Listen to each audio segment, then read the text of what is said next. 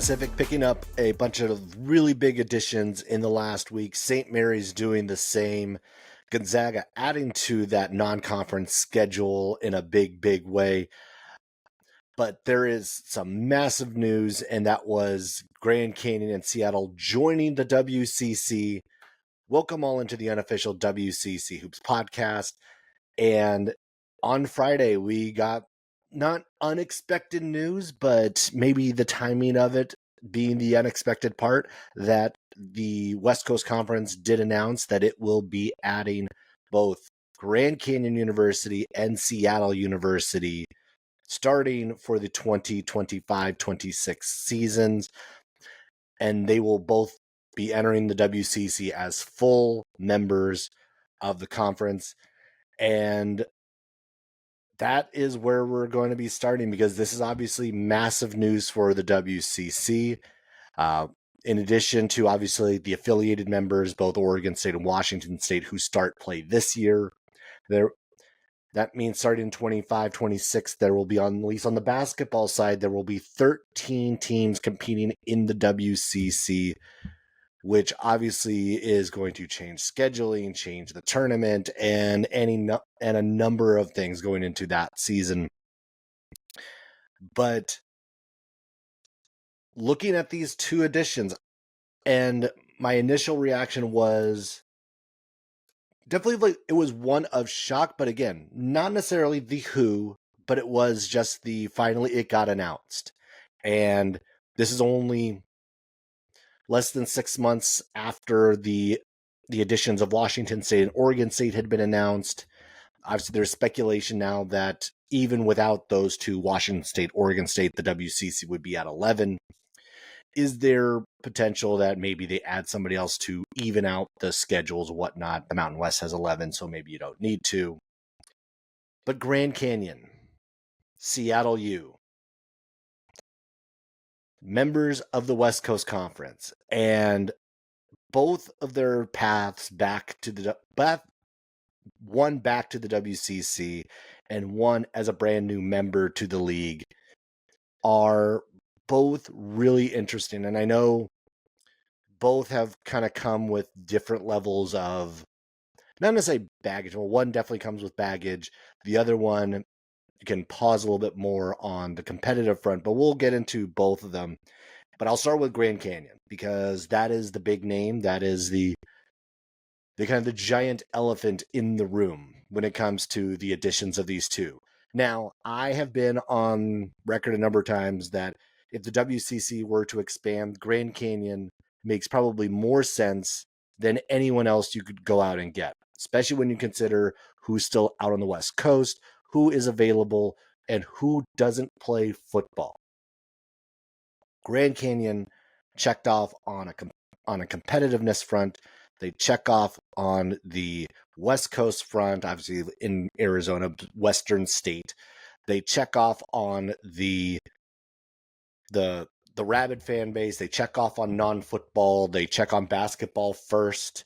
And this was a team I long thought this was going to be the eventual move, and it ended up being the eventual move, the now official move. And Grand Canyon, a fast rising program. They've only been a Division I program since 2013. They've been in the NCAA tournament 3 of the last 4 years. They won their first tournament game, obviously, just last month with St. Mary's. They have had 20 or more wins in 9 of the last 11 years. And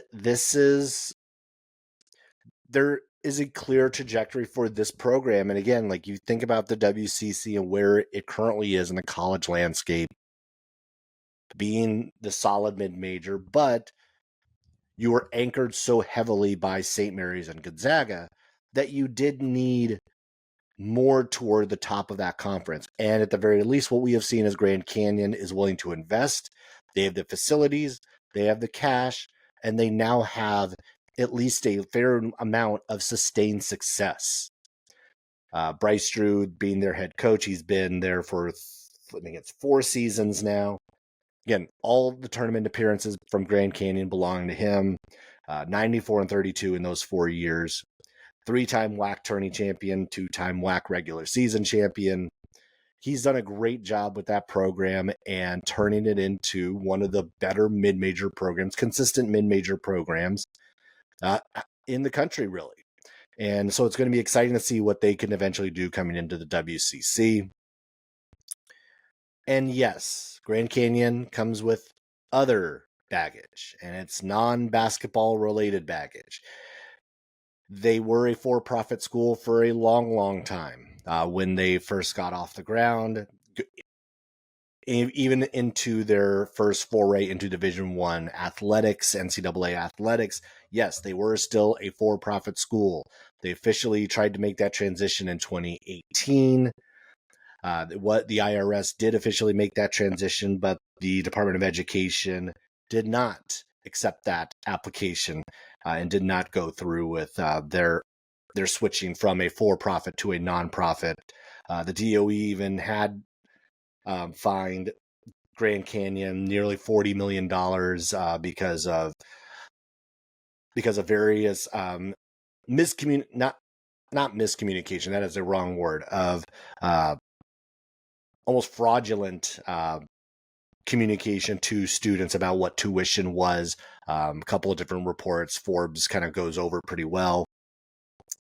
And Grand Canyon is in the process of suing the Department of Education to overturn that nonprofit status, or to instate that nonprofit status, so that Grand Canyon can actually be a nonprofit and not a for-profit school. So, and on that education front, that is, I know, where a lot of WCC fans, a lot of people, and I've talked to a good number of them, texted with people, messaged with people about that concern with Grand Canyon. And I know that can be a touchy subject, especially with the history and the legacy that a lot of the current WCC schools do have on the academic front. And there is a lot of pride to be taken with those schools and what their lineage has been over the last, for many of them, 100+ years, as really established higher ed institutions, and Grand Canyon kind of being one of these newer ones who have a different financial model. I get it. I understand the concern. I understand you don't necessarily want to have that association with a school that is in trouble in this way. But I'm not going to dive too much into that. I'm going to focus on the athletic front. And guess what? Grand Canyon does this athletics thing really well. And it's not just basketball. It's baseball. It is their soccer program. Like they have done really well kind of across the board supporting athletics at Grand Canyon. And the men's basketball program is obviously the chief amongst them, the most attention getting, and is a perfect fit, I think, in the WCC on that front. They are going to push all the other schools, which another good school is not a bad thing. That is never a bad thing. When BYU came into the WCC 12, 13 years ago, everyone jumped at that idea because it made a lot of sense. Even though institutionally they were so different, they were a much larger school, they had a much bigger budget, they were able to spend a lot more on athletics across the board, which is probably going to be very similar to what Grand Canyon is going to be doing. Their school has far more students than any other WCC school. Their building is bigger than any other WCC school. Their ability to fund their athletic programs is going to be better than most WCC schools. And this is no secret. This is going to be a thing. And it's not a bad thing. It's going to be a more challenging thing for some of the other WCC schools. And obviously you could probably take a look at who has the lower budgets, whether it be the Portlands or the St. Mary's or even the Pepperdines of the world. But it has not prevented those programs from being competitive in other ways. And obviously, like we know, like Portland as an example, like the two there's men's and women's soccer programs have been top notch for a long, long time. St. Mary's not only on the men's basketball side, but also the men's soccer program there as well has kind of had its moments. Baseball has had its moments. Pepperdine, obviously, like baseball, has been one of their primaries for a long, long time. Volleyball has also been one of theirs. Golf has been another one of theirs. And Grand Canyon coming in is a big deal. And I think, to me, I'm excited by their addition because it does mean that the WCC is trying to think about this in the long term, is trying to think about the sustainability of the league. Because with all the rumors about what Gonzaga was going to do, who they might go to, where they might go, if they go anywhere, is the Big 12 interested? Are they not interested? Are they going to the Big East? Are they going to this Pac-2 amalgamation, whichever happens with Oregon State and Washington State? There's so many question marks, but the one thing for the conference has always been is that you have to you have to bolster the entire roster of the conference. And Grand Canyon is one of those schools, I think, that does that. One of the few that you really had an opportunity to kind of jump at. And I think that there's going to be a few more to pop into that potential scenario once Oregon State, Washington State figure out what they're doing on the football front, how they revitalize the Pac-2 conference, the Pac conference, and in whatever form that takes. Because I think they're going to end up poaching a lot of the Mountain West schools, which means that some of those non-football power Mountain West schools are going to be left out in the cold, and the WCC might look pretty tempting for some of those institutions. But the other school that joined the WCC was Seattle U. And this is a school that has history in this league. Had to turn the clock back all the way to the 1970s when Seattle U was indeed part of the then WCAC from 71 to 81. This is a school that also has done much better in recent note. You can look back the last few years. They've been 20 plus wins each of the last 3 years. They won the CBI this past season. Now, this is a school that on the profile is one that actually looks much more like the other WCC schools. Again, a former WCC school, much like Pacific, who has returned 7,500 total students. That fits right in line with a lot of the other current WCC institutions. They're a Jesuit university, much like half of the other WCC schools. They have a smaller building, at least on-campus building. The Red Hawk Center holds just short of 1,000 people in the building. However, and because I know, like, that is really small. However, they have also played a fair number of their games over the last few years at Climate Pledge Arena, just down the street in Seattle.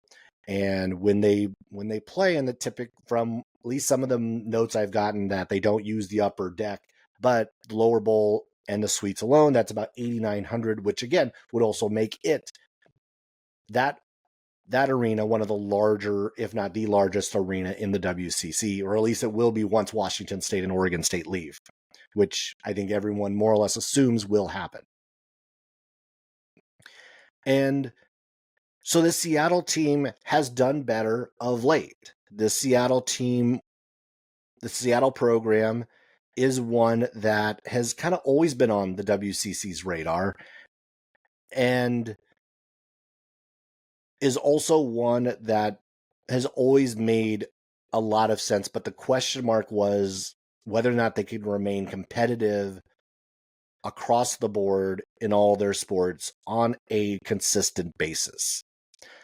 And obviously, like, one of the dangers you could always look at in the WCC is that, well, look what happened with Pacific and what they have looked like since coming back to the WCC.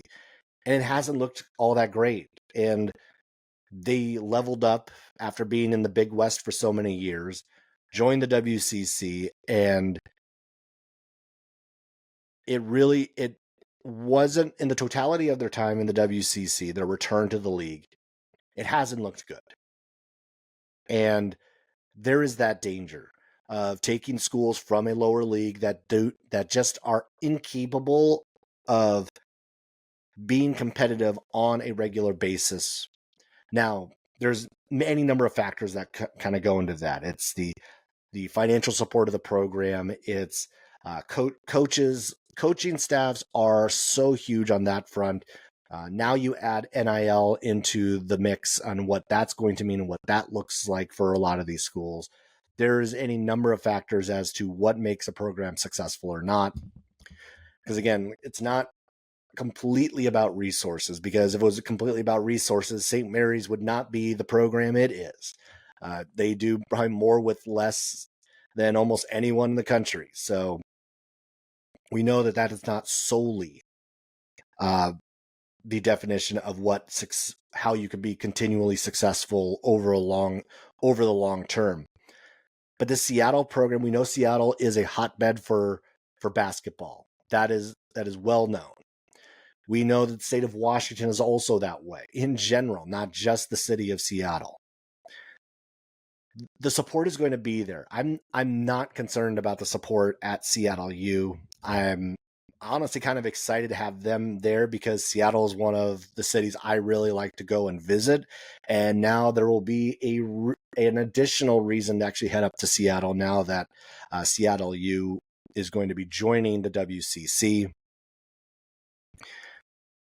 The combination of these two just makes a lot of sense. Again, we can take the step back and think about what these two schools are individually, but what it means as a package for the WCC.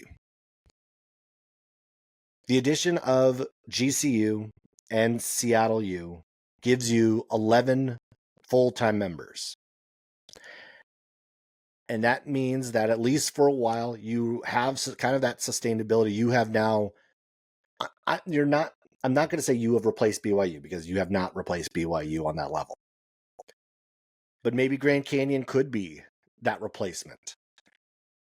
They're not that immediately, but maybe in the long term they could be. What it also does is it positions yourself in your TV contracts. It positions yourself to think about what the conference tournament looks like now that you have 11 and not 9. Now that you have brought in a couple of schools that are probably going to travel a little better. Definitely in Grand Canyon, they're going to travel. We've seen what the Havoc do on the road. No doubt that we're going to see a lot of those students, that fan base, hitting the road to every WCC location. You've added 2 more major markets to the WCC. You've added Phoenix and you've added Seattle. And you now look at the WCC and you really have every major market covered. You have Seattle, Portland, the Bay Area, LA, San Diego, Phoenix. The only ones maybe like major markets you are not really covering is going to be Vegas, which is where obviously the WCC tournament is, but also you want to throw Sacramento in there. That's the other kind of like the next largest one I can think of where you're like you're missing that market, but that's about it. Like you kind of cover everything else. You have 3 in the Bay Area, you have 2 in LA. Obviously you have San Diego still. Spokane obviously is Spokane and Stockton are the smallest of the markets. When you look at just where they are and how many people are in those towns and whatnot. But this is a big move in a number of ways. Again, you have to look at the TV, you have to look at the market share, you have to look at a lot of these other things of like what the addition of Grand Canyon means, what the addition of Seattle means. And now some of these road trips are going to start to look a little different. The schedule is going to start to look different, because I can't imagine we're ever going to see a full round robin now, not with 11, especially when you consider that all these schools are still going to want to be able to try to challenge themselves in the non-conference. And you have to give yourself more flexibility and not as many in-conference games, because I don't think the WCC should get by. I think 18 still feels right to me with the additions that you're having. I don't think I would want them to get to 20, because you still, again, want that flexibility in the non-conference. Go out and get your multi-team event, but also start to look at who else you can get in either home and homes, the neutral site games.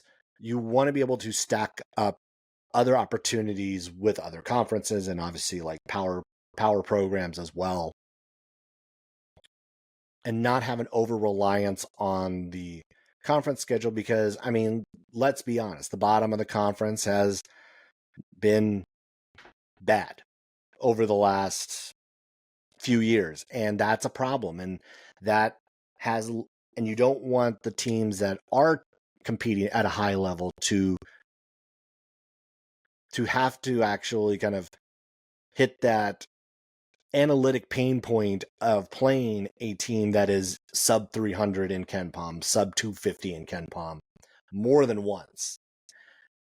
And I think that's probably what we're going to see going into this, because again, I don't think Gonzaga is going to agree to play the likes of Pepperdine or Portland twice a year if we're back up to 11 teams and it's the opportunity to play a 20 game league schedule. Like, even as a St. Mary's fan, like, I feel like I'm out on 20 games. Like, 18 sounds right. We'll figure out what that maybe looks like.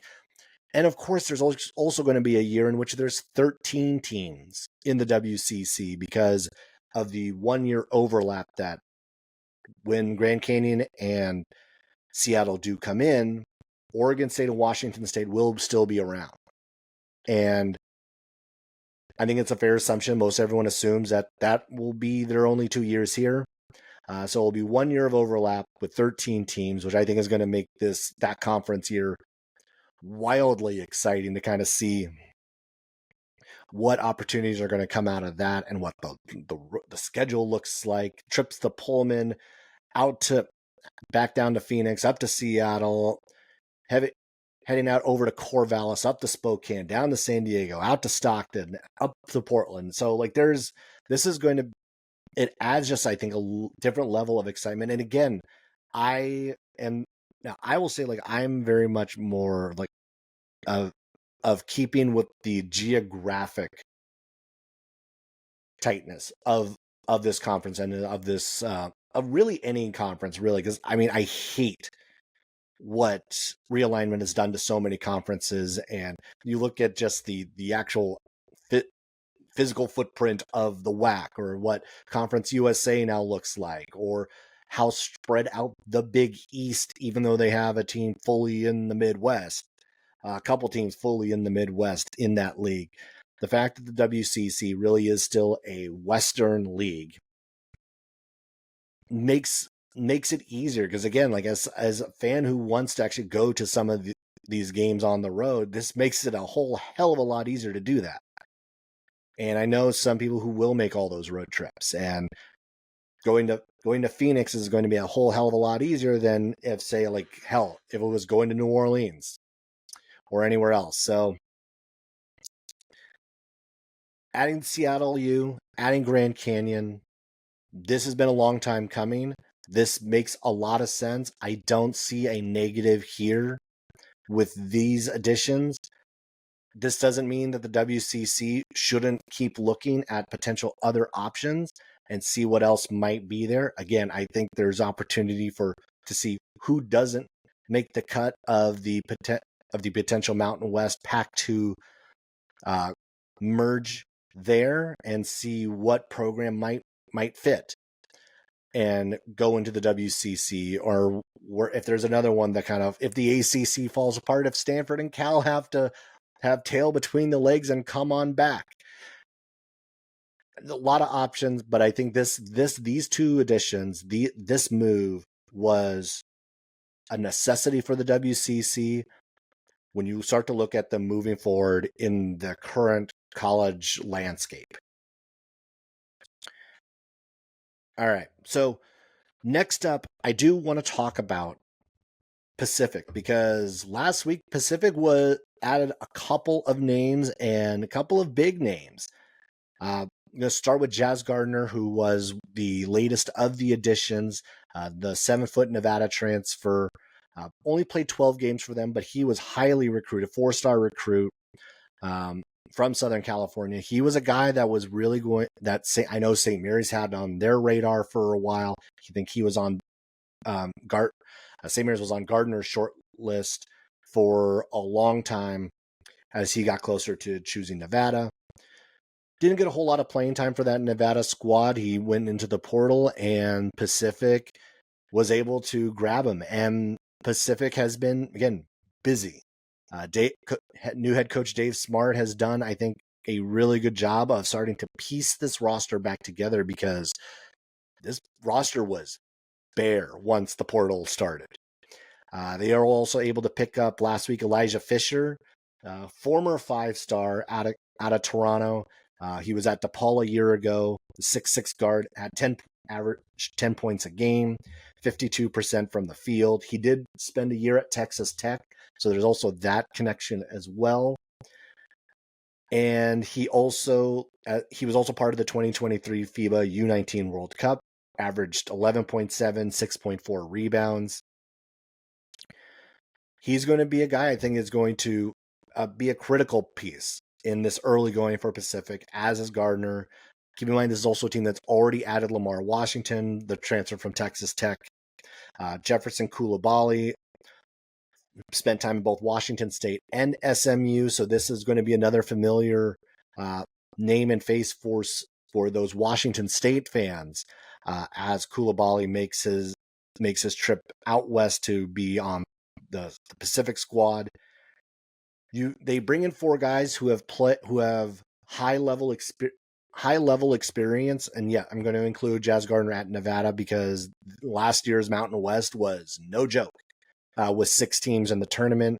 You look at Elijah Fisher coming from the Big East. You look at Lamar Washington coming from the Big 12. You look at Koulibaly, who spent time in the Pac-12 in his first year in college.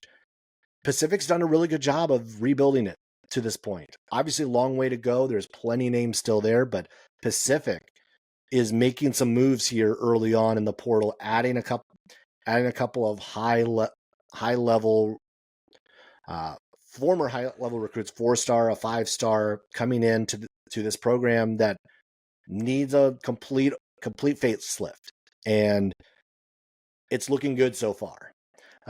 This Pacific staff has done a really good job putting this together, and it'll be exciting to kind of see who else they're able to add as they kind of keep this train moving, because this was a team who arguably was maybe the worst team in all of college basketball a year ago.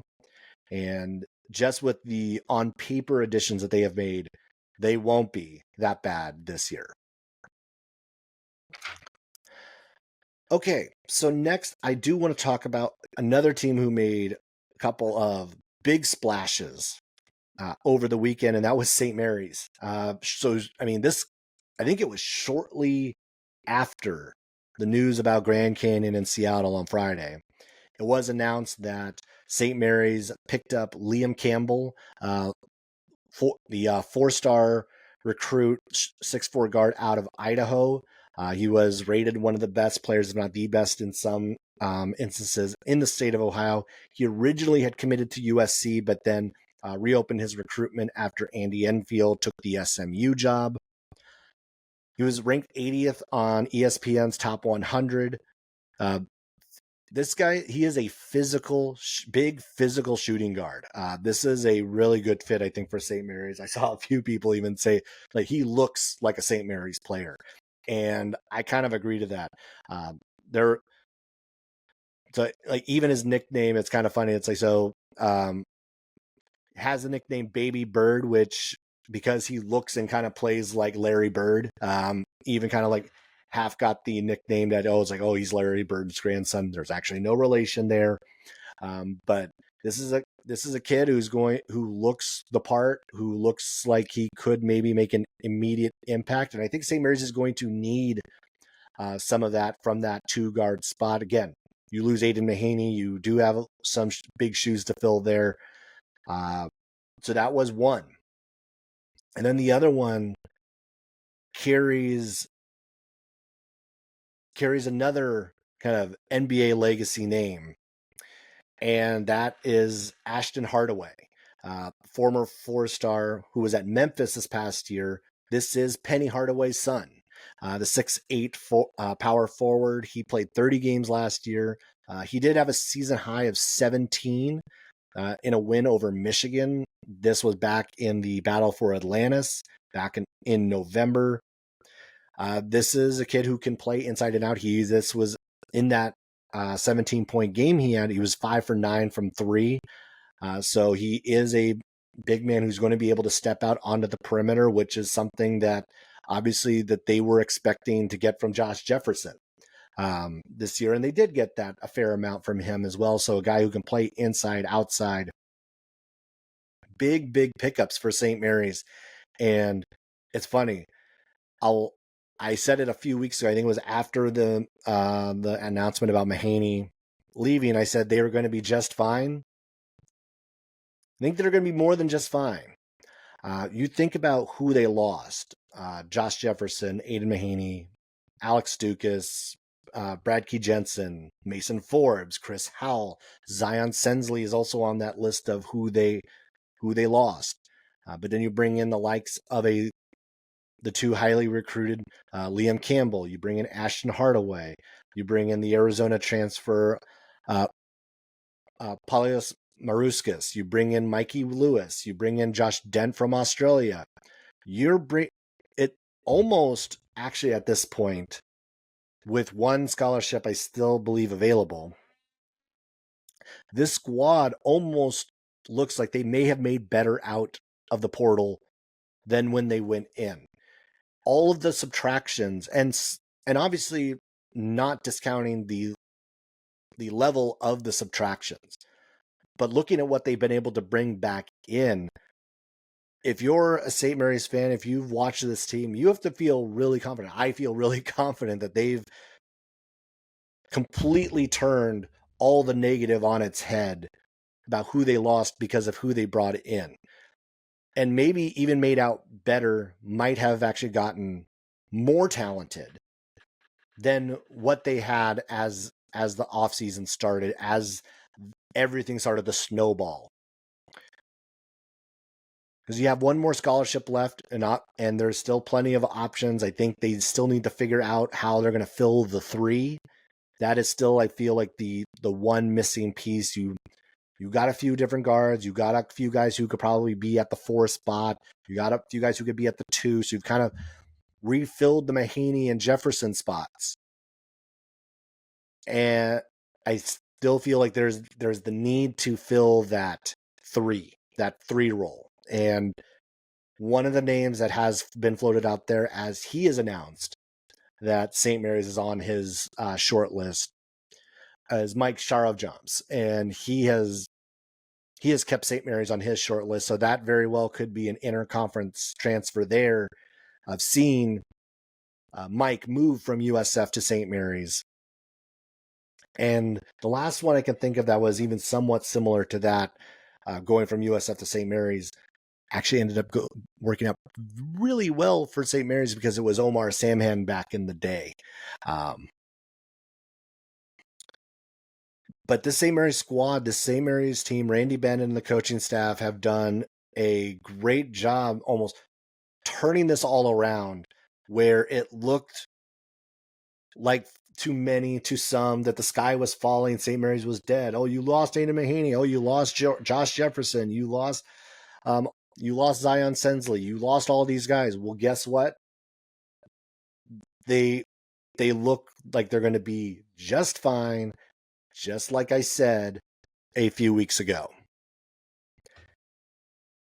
And speaking of interconference transfers, I'm just going to mention before we move on to the Zags, one I actually did really like was Mo Odom did announce just the other day that he will be staying within the WCC. So he's going from Pacific to Pepperdine. And I think that's going to be a great landing spot for him. I'm really kind of excited to see that he's going to be staying in the league, staying in the WCC, because he's one of the better young players that we've gotten to see in the last few years. All right. Lastly, we'll dive into the Zags and what they've been able to do with the schedule. Last week, it was announced that Gonzaga and UCLA will have a 2-year commitment to each other starting this coming season. So the Zags will be taking on UCLA at the Intuit Dome, the brand new building that the Clippers will be playing in this coming year. So that's going to be a really exciting opportunity for the Zags, which is just another feather in the cap when you look at who's already on their schedule. You have San Diego State at San Diego State game on there. You have the trip to Madison Square Garden to take on UConn. You have Kentucky still on the schedule, Washington on the schedule, the Battle for Atlantis as your multi-team event on the schedule. This non-conference for the Zags is looking very on par with what we've seen for a long, long time with this squad. You're going to get a few games for Battle for Atlantis. As of right now, that field looks pretty good, albeit it did just lose Creighton from that pool of teams. Now we'll get into why that happened in a little bit. But the Zags schedule looks as strong as ever. UCLA, UConn, San Diego State, Kentucky, Washington, the Battle for Atlantis. This is going to be one of the tougher non-conference schedules in the entire country. One more time, I'm going to guess that the Zags are probably going to sprinkle in some of those much softer games in between all of those. Thinking that the WCC schedule will be a little bit longer this year, so there won't be as many opportunities to kind of fill in some of those gaps with Oregon State, Washington State coming in. I think we even talked about it at the WCC tournament. We're going to be probably about 18 games. I don't think we're getting the full 20 on the men's side. So I think we're going to be seeing two fewer conference games, but we're going to two fewer non-conference games with two more WCC games going into this year. So there won't be as many of the Tarleton States or the Prairie View A&Ms on anyone's schedule this year.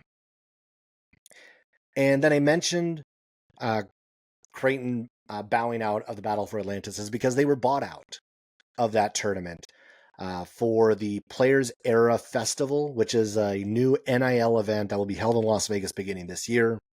It's an 18 tournament, and there will be a $1 million commitment to each of the schools for future NIL use. This is going. I believe if I saw it correctly, then most of these schools are going to have 3-year commitments for this tournament. So you will see kind of like the same grouping going into there. There have been conversations with Gonzaga on this front. Nothing solidified at that point, but if Gonzaga is able to get into that tournament, that Players Era Festival, that would obviously be a huge get for Gonzaga. Not only on a competitive front because it is your top tier teams in that tournament. It's the Creightons, it's the Dukes, it's those programs. But also on an NIL front, because the one thing that is going to be the continual challenge, not that the Zags have really had any concern on being able to find resources and funds, but it's also probably the way that we're moving toward in these multi-team events, these non-conference opportunities where NIL money is probably going to be attached to them moving forward. Or at least we'll see how this first go of it, how successful this first go is before we start to see the others start to jump at it, and hopefully it doesn't hurt these legacy tournaments like the Battle for Atlantis or like a Maui Invitational all too much, but maybe some financial adjustments or just replanning of those tournaments may happen in light of some of the Players Era Festival, which obviously will begin this year. All right, well, that'll do it for this episode of the Unofficial WCC Hoops podcast. Be sure to hit the subscribe button on YouTube, on your favorite streaming service. Follow on social media at Unofficial WCC Pod, at Post by Zach. And That'll do it. Have a great week, everybody, and I will catch you later.